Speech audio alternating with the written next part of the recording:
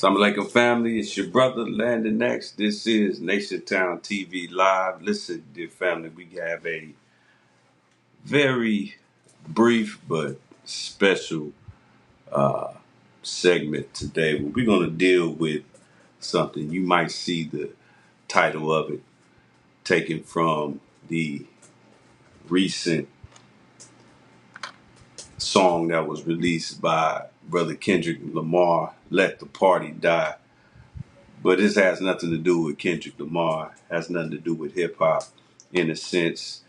It's dealing with the year that we in. This is an election year.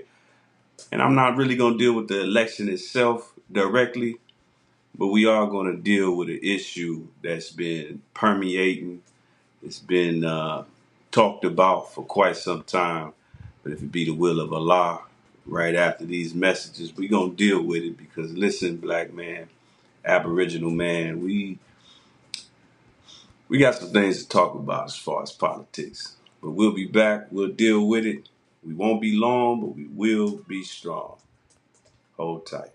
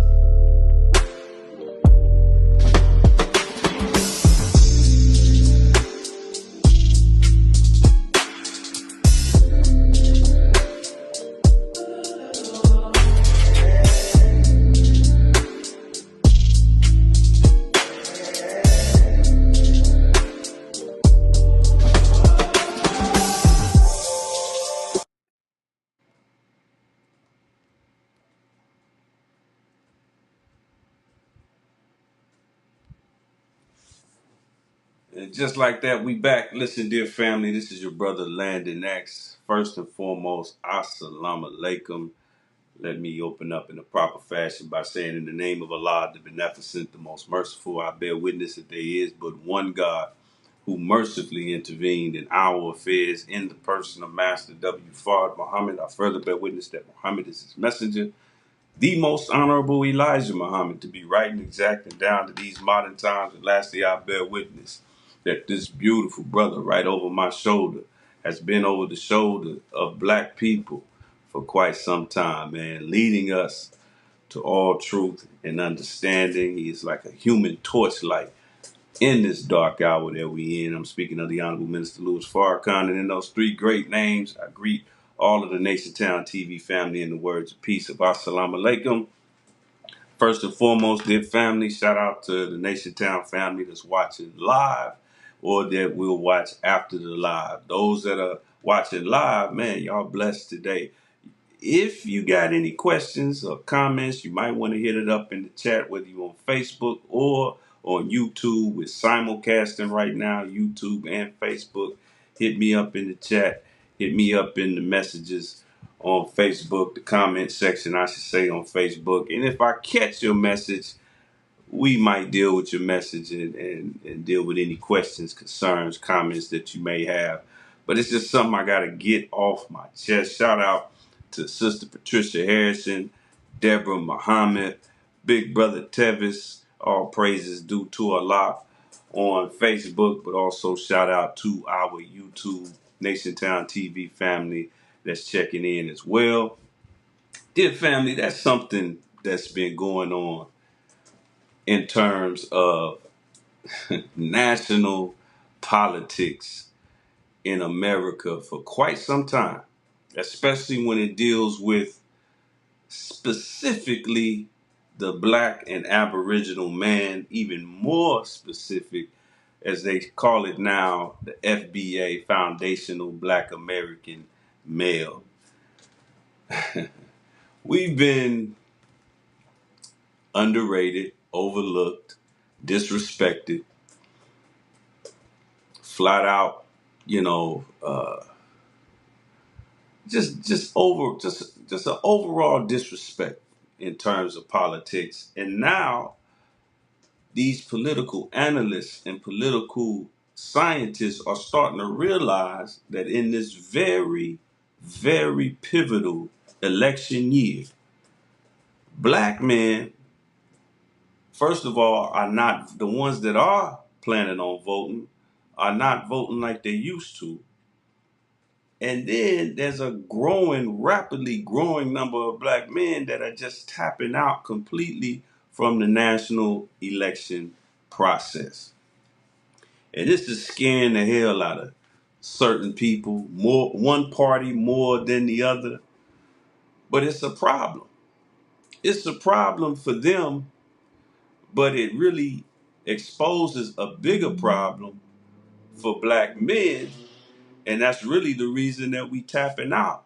But what really made me deal with this, I was actually going to do a different subject on a completely, y'all know I've been doing the Don't Let This Issue Miss You segments, going over the Final Call newspaper. But we still kind of on that because the Final Call this week basically highlighted student minister Ishmael's fantastic message on the 29th anniversary of the Million Man March. Shout out to our national assistant to the Honorable Minister Louis Farrakhan. I think I got a copy right here. Yeah, I do. Man, first of all, on the back, as you can see, go to media.noi.org and watch it if you have not already watched it. But of course, on the cover, we also have our national assistant to the Honorable Minister Louis Farrakhan. And it's interesting because the title of that message is Atonement and Repentance. Who of the presidential candidates can save the lives of the people of America from the wrath of God? Which, of course, is kind of a rhetorical question in certain respects, but a beautiful message. Man, Minister Ishmael laid it out. Listen, I'm not going to be on for long.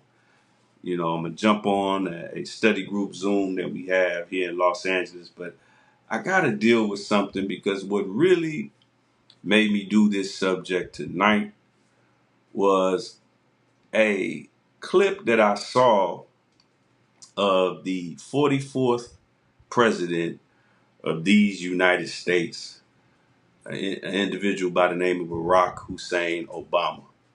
And for the sake of full disclosure and full transparency, a man that I voted for in 2000, I want to say 4, the first time he ran. And he said something, and what was not, it was not surprising what he said,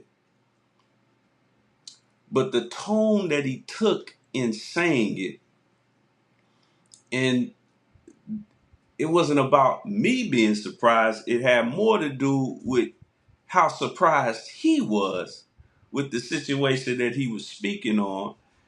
And I want you all to just listen to what the 44th president said. And I want you to really listen behind what he's saying, not just what he's actually saying, but behind what he's saying. And this is why I titled this brief message, Watch the Party Die. You know, a play on words from the title of the recent song that Kendrick Lamar put out. But there's a party that does need to die. And it's really two parties that need to die in terms of the minds of black people. The two major parties, let me say this before I even show this, because sometimes, you know, so-called conservatives, there's actually nothing conservative about the Republican Party. All you have to do is go and watch some of the video clips of January 6, 2021 in our nation's capital, in your nation's capital, I should say. But, you know, Republicans, they get excited when they see a black man tell the truth about the Democratic Party, as if that means, oh yeah, he's definitely coming this way. No, no. I have no faith in either party. They're like two animals, two beasts that crawled out the same hole.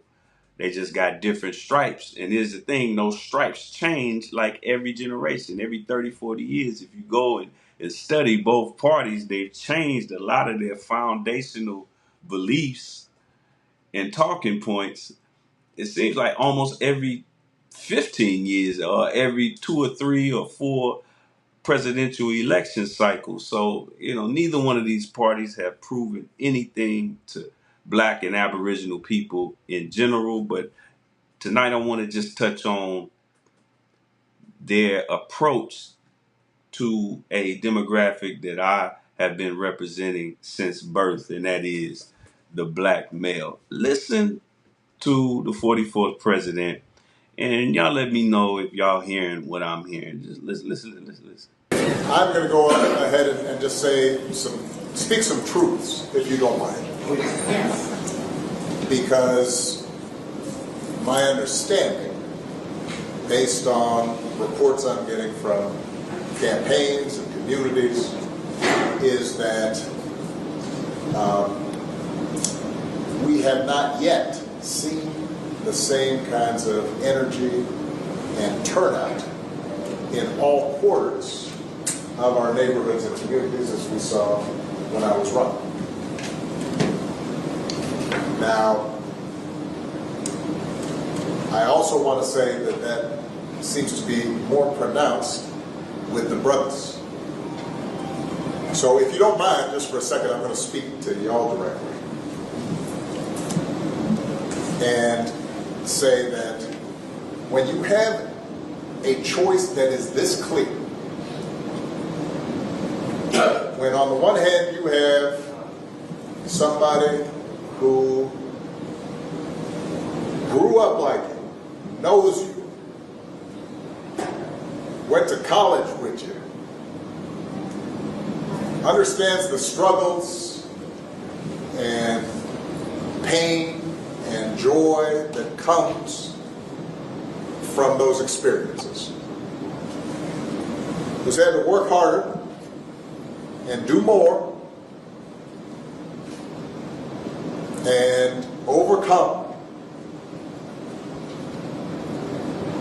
and achieves the second highest office in the land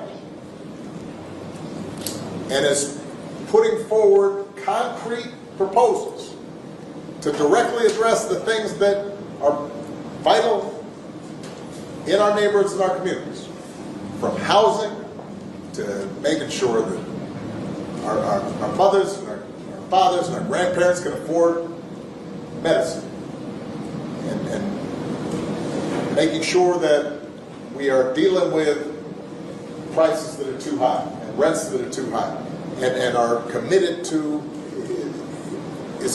making sure that we maintain the Affordable Care Act, so everybody's got health care, and cares about things like education and entrepreneurship in our neighborhoods. And that's on one side. And on the other side, you have someone who has consistently shown disregard, not just for the communities, but for you as a person. And you're thinking about sitting out? I'm not.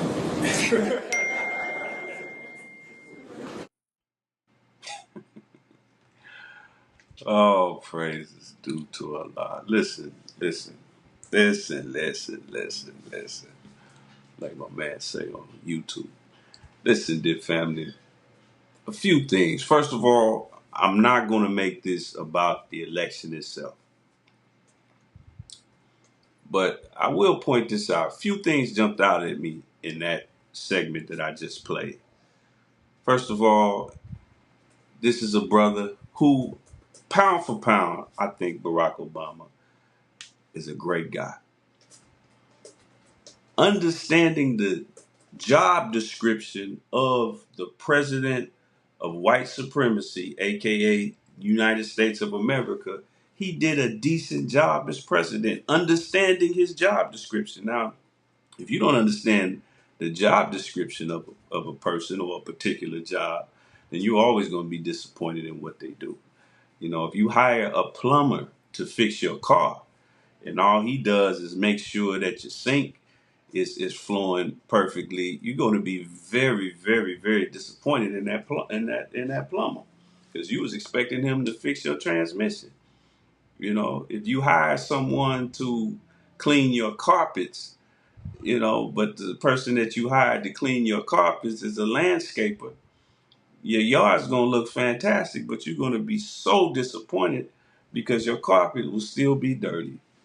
And me being of someone who, especially now, understands the job description of the presidency of the United States, the man did a decent job. He did a great job of upholding the the leftist white supremacist standards of the Democratic Party in the United States of America. He did a fantastic job with that, to be honest. And like I said, overall, he seems like a good guy. But for 8 years as this country's president, I never heard him describe us as the brothers. A lot of times he's kind of tiptoed through the tulips, not so much as Kamala, but he's kind of tiptoed through the tulips a little bit. And I don't want to make this personal, but when he said brothers, that jumped out at me. And then he said it's a clear difference between the candidates. Yeah, very, very clear, distinct difference, Mr. President. You got Satan on one side and you got Shaitan on the other. So, yes, very, very Beelzebub on one side, the devil on the other. Yeah, yeah, clear, clear, clear difference. And then he said concrete proposals. See, I don't know. Maybe some of our sisters, not all, there are definitely some wide awake sisters out there that see right through some of the things in this election. But some of the sisters may be a little blinded by the Converse and the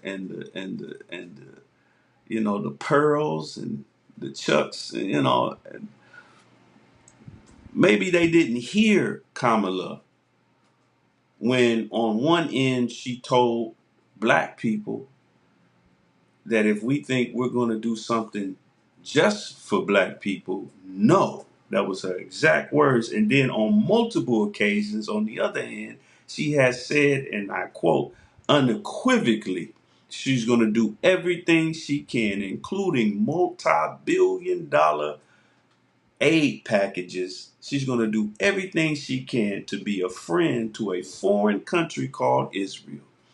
She said that to AIPAC. A foreign country 9,000 miles away, and its status as an actual legitimate country is questionable, to say the least. But to the black people that she claims to be a part of, depending on the weather, no, you ain't getting nothing. I ain't doing nothing for you. I'm gonna do other stuff, and you're gonna benefit from that just off of hand me down, trickle down policy. Almost like Reaganomics, trickle down economy. But, like I said, I don't want to make this about the election directly, because I can sit and I can say the same thing about that orange dude. But what bothers me is the 44th president's, the way he suggests that this is such a surprise and such a disappointment. And then there's the condescending tone talking down to black men. He talks about the struggles and the pain and the joy. Something that you can tell he no longer has. These politicians are really propped up and they got an entire machine under them, which is not a problem. Any good leader has advisors and counsel around them who can help them find their blind spots. Every human being, you don't see everything all the time. And when you're talking about an important position, you need a whole staff of people, to come and advise you and say, hey, Mr. President, hey, Mr. this, Mr. that, Mrs. that, Madam this, Madam that. You might want to consider this, but you can tell he's basically a retired politician, because he no longer has somebody in his staff that says, hold on, Mr. President. You grew up in Hawaii. You didn't even really have another black friend until you came to the continental states. You were raised by two elderly Caucasians. You don't quite understand the joy and the struggle and the sacrifice of the typical FBA black male. Not that he hasn't had the experience in one way or the other. If you black, you gonna get it in America. You gonna get that experience. You gonna get that work one way or the other. But it's just a condescending tone, and it's like, even though he was speaking on a concern that he has and a problem, the way he spoke on it represents the problem. That's the issue, Mr. President. I wish you could see this. And before I jump up off of here, here's what I want to point out. There's a verse in the Holy Quran, which is the book of the Muslims. And in this book, there's a verse that is not talking about necessarily politics. It's actually talking about religion, but it fits the issue that I'm dealing with right now. Let me just bring it up. This is in the 30th surah, the 32nd verse or ayat. It says, Bismillah ar-Rahman ar-Rahim, of those who split up their religion and become parties, every sect rejoicing in that which is with it. Sects, sects, and parties, who split up their religion and become parties. And what's interesting about a lot of black folks is that these political parties have become our true religion. Sure, we walk around talking about we Christians and we love Jesus in the name of Jesus, across the street from Jesus, riding shotgun with Jesus. We even got brothers who claim to be Muslims, alhamdulillah, assalamu alaikum, rahmatullahi barakatuh. But when it comes to our actions and our day-to-day actions, oh, our real God are these institutions propped up by the chief infidel, and you know who that is. Because, for example, look at this. There's a growing sentiment amongst black people that is anti-religious. Religion in terms of the classic religions, Christianity, Islam, all the different denominations in Christianity, all the sectarianism in Islam, and so forth and so on. Oh, I don't do religion. I'm just spiritual. That's such an interesting way to think.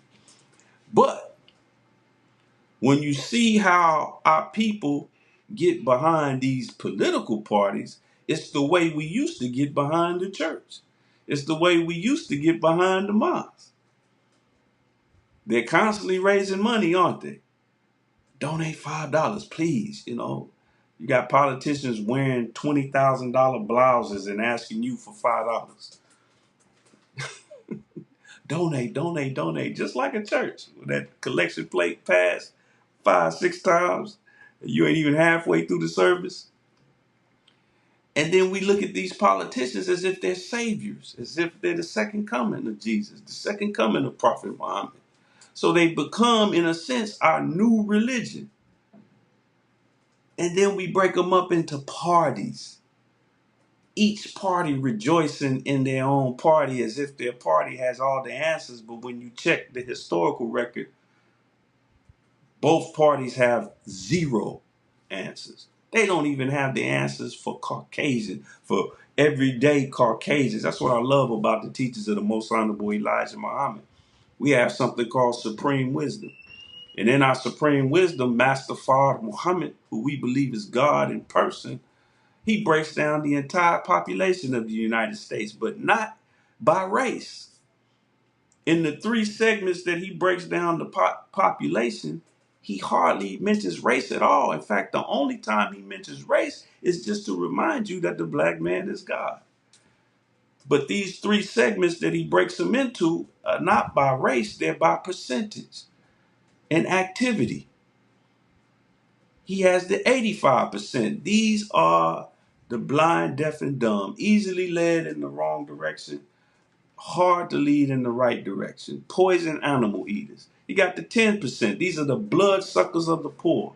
And then you have the 5%, the poor righteous teachers.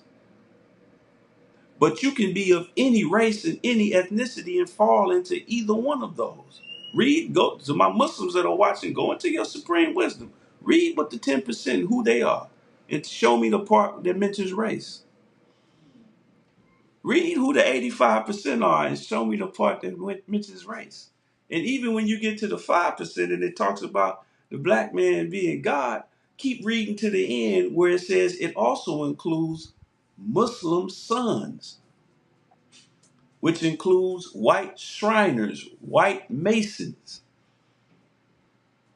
So he breaks down, Master Fard Muhammad breaks down the whole population into percentages. And you got an 85% that is consisted of every race that exists in America: black, white, red, yellow, polka dot, pink, all of them. And there are 85ers in every community.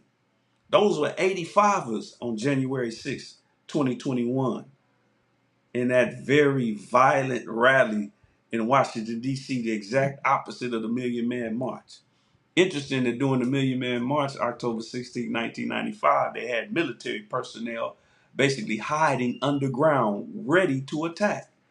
What was that personnel on January 6, 2021? Just thinking out loud. But, Mr. President, Mr. President, are you really surprised? That's how we know certain people are disconnected from the people. But here's what bothers me most about that sentiment, because it ain't just about what Barack Obama said in that one snippet. It's something that I've been seeing in politics since day one. And I've been following politics for quite a long time. My mother, may Allah be pleased, always watched those Sunday morning political talk shows. That's one of the first times I ever laid eyes on the Honorable Minister Louis Farrakhan, when they used to let him on them shows, but he kept mopping up the floor with everybody that was trying to interview him and catch him in a trick bag. And they got tired of him mopping up all their best journalists, and then they shut him out after the Million Man March. But I've always followed politics. I understand politics. And I've never understood and never liked the very condescending way both parties, but particularly the Democratic Party, has always approached black men.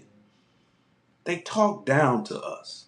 In fact, I never see any other demographic, any other race of people, any other demographic or gender be talked down to by candidates more than black people and black men in particular. When they have campaigns aimed at us to get us to vote. Look at the last one they had, which, a particular rap mogul who's going through it right now was made the face of it. It just shows how quickly things can change. But the slogan of the campaign was vote or die. Vote or die.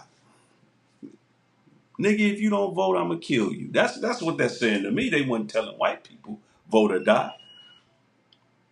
And then you hear those, even some of our Negro brothers and sisters wrapped up in this political, show, saying, you gotta vote. Our ancestors died so you can vote. Wait, what ancestors are you talking about?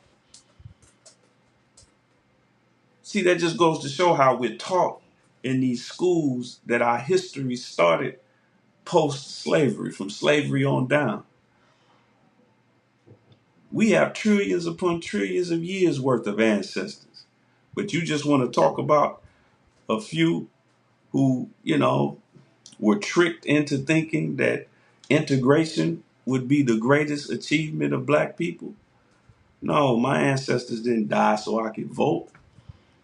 They died because somebody poured them a glass of Kool-Aid and they drank it. The ones that you're talking about. But the ones before them, the generation before the civil rights movement, they were building their own cities and towns. I'm a direct descendant of them. Black Wall Street, Tulsa, Oklahoma, they weren't sitting around in no counters and and restaurants owned by white people, begging some white man to go in the back and cook a meal and bring it to them and pay for it. Ain't no telling how many times they spat or even urinated or did something else with the food. No, my ancestors were building their own restaurants, their own schools, their own industry. I don't know what the hell we was doing in the civil rights movement. No disrespect. I respect anybody that sacrifice everything for anything. There's some people who won't die for nothing. There's nothing that they're willing to die for. But man, there's some things that ain't worth dying for. And then they say, vote for me. And then on the other side of the aisle, that orange dude and his party, last thing he said to black men was, hey, vote for me. Whatever choice you got. What else you gonna do? Nothing else worked for you. Hey, give me a shot. That's all they saying. That's all they offering. Hey, vote for me. Hey. What else you gonna do? I mean, look at how condescending these messages are. Now, the message to AIPAC is, hey, vote for us, and we'll give you every weapon, every dime of money you need to destroy Hamas, to destroy Palestine. Hey, vote for me, and listen, Ukraine, we got your back. Whatever money you need, whatever resources you need, if any of your people want to move to America, we got a benefits package ready for them. Hey, but for us, hey, nigga, vote or die. Vote for me. Hey, man, you ain't got no other choice. Hey, vote for me. I cooked collard greens in a bathtub. Vote for me. I got hot sauce in my purse. Vote for me. Oh, man. And now Barack Obama is saying you're sexist if you don't vote for this black woman. Who's black depending on which camera is in her face.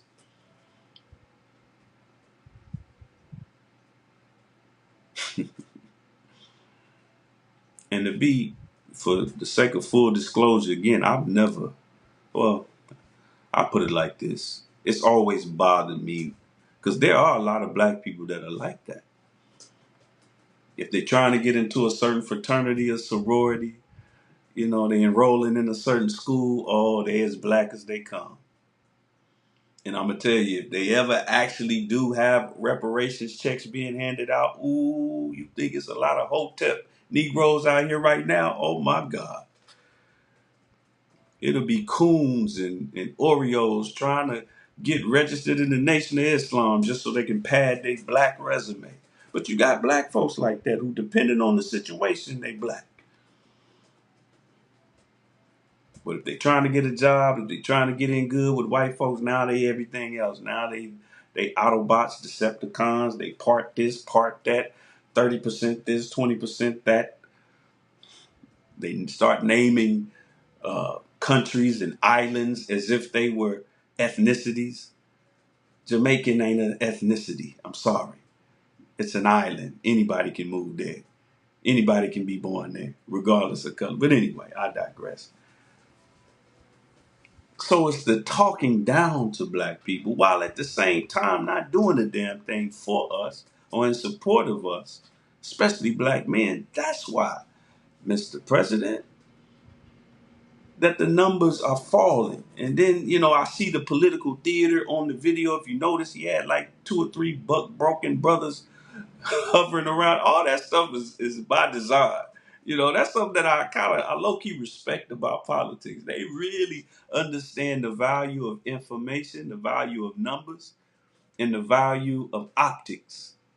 So while he's saying a message to black, usually if you rally a bunch of black folks together for the Democratic Party, you're gonna see a bunch of old black men and a whole lot of sisters.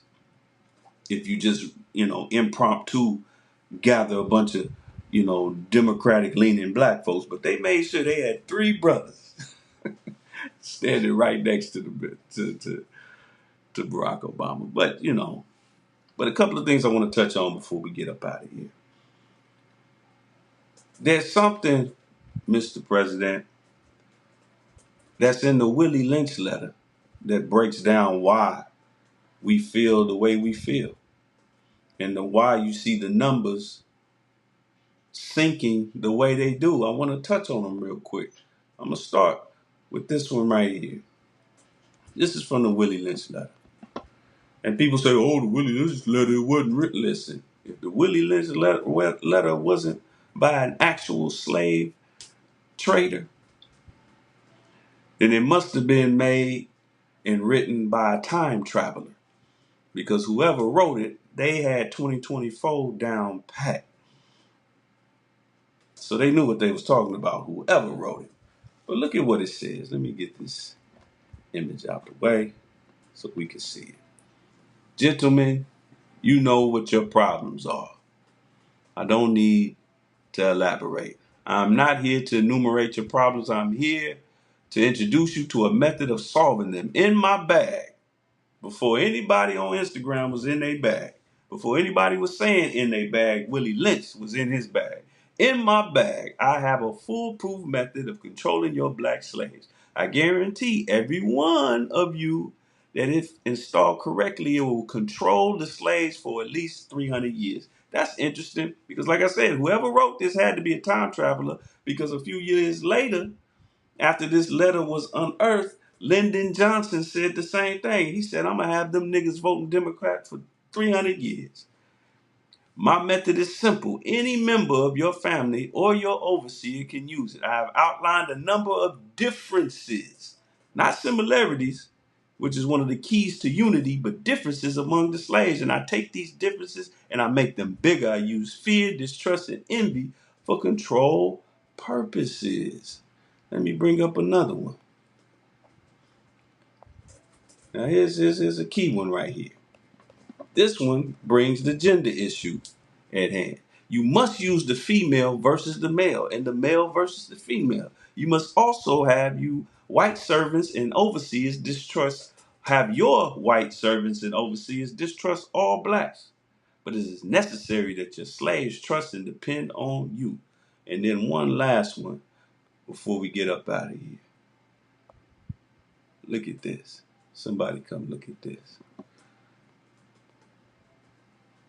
For orderly future, special and particular attention must be paid to the female and the youngest offspring.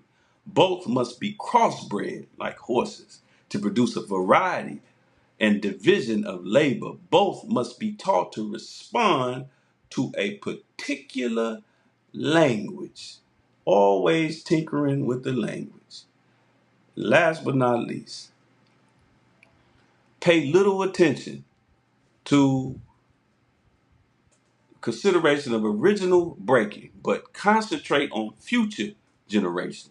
Pay little attention to the generation of original breaking, but concentrate on future generations. Therefore, if you break the female mother, she will break the offspring in its early years of development. And when the offspring is old enough to work, she will deliver it up to you, for her normal female protective tendencies will have been lost in the original breaking process. For example, take the case of the wild stud horse, a female horse and an already infant horse, and compare the breaking process with the two captured, they say N-word in this, because I think that's the best way to close this thought out.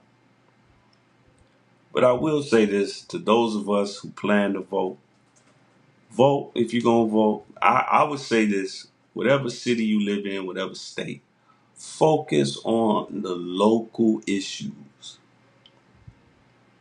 Do whatever you're going to do with the national elections, but focus on the local issues. All politics is essentially local anyway. Just like in real estate, they say it's location, location, location.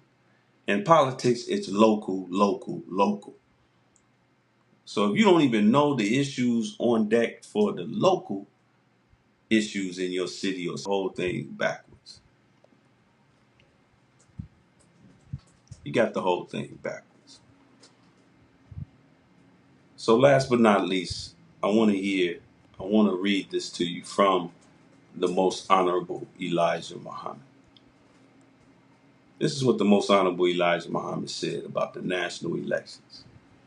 He said, the black man of America has been privileged by the slave master's children for the last century to vote for whites for offices to judge and rule. This freedom to vote has made the black man in America feel very dignified and proud of himself. He goes to the polls very happy to vote for a white ruler, Today, he is gradually changing to a desire to vote for his own kind of such offices of authority. We must remember that our vote is strong and powerful only when and where the white man can use it to get into office over his white opponent. After the election and the victory, there are very few favors that come from his office to the black voters who helped and aided him in getting into office. Why? Because he does not owe the black vote anything, as he has to feed, clothe, and shelter them. Oh, man. Then the most honorable Elijah Muhammad says the black vote could be cast or not cast. It could be cast or not cast.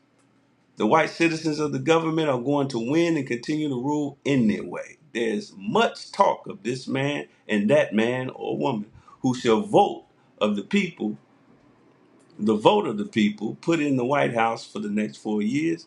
How much good have the two parties, Republican and Democrat, done for us for the last century in the way of freedom, justice, and equality? Regardless of what party wins, the die is always set against the black people in America. Mm. Watch the party die. The die is set. So that's why I labeled this message, Watch the Party Die. Dear family, this is not about the election as far as the two candidates, but as far as just black men and black people in general. And some people say, well, we need our own party. We do. But we need our own system. There needs to be a complete overhaul. And there's a major component of this system that has to be left out in the rebuilding of the system, and that is leaving out white supremacy and the people who gave us white supremacy. I'm your brother, Brother Landon X. This is NationTown TV. If you're in the Los Angeles area, why don't you drop through 8039 South Vermont? By the grace of Allah, I'll be delivering this message, The Science of Unity, this Sunday. You can also get a copy of it, hopefully the week after, on NationTownStore.com. I'm your brother, Landon X, NationTown TV. Thank you for listening, all those who chimed in. Thank you for watching, whether you watch live or you watch after the live.